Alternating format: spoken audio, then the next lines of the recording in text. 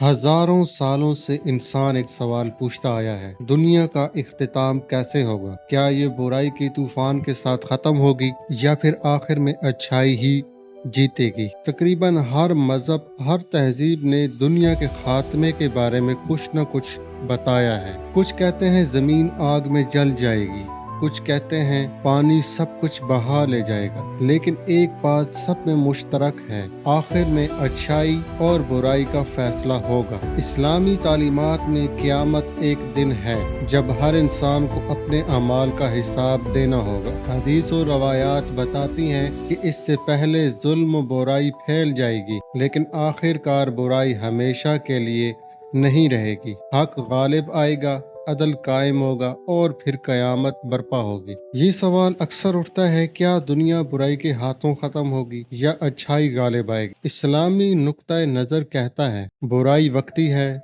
जुल्म, फितना और फसाद चाहे कितना ही बढ़ जाए, आखिर में अदल व इंसाफ की हुकूमत कायम होगी। यानी दुनिया के इख्तिताम से पहले हक को, सच्चाई को फतह नसीब होगी। साइंस ये बताती है कि जमीन हमेशा के लिए नहीं बनी, एक दिन सूरज बुझ जाएगा या जमीन तबाह हो जाएगी, लेकिन साइंस ये बताती है कि कैसे, ये नहीं बताती क्यों, जबकि मजहब बताता है क्यों। चाहे इंजाम अच्छाई पर हो या बुराई पर, हमारे लिए असल सबक ये है कि हम किस तरफ खड़े हैं। दुनिया का अंजाम हमारे हाथ में नहीं, लेकिन हमारी जिंदगी का अंजाम, हमारे किरदार और हमारा ईमान, ये सब हमारे इख्तियार में है। दुनिया का इख्तिताम एक राज है, लेकिन एक बात यकीनी है, अच्छाई कभी जाया नहीं होती, आखिर में हक ही गालिब आएगा।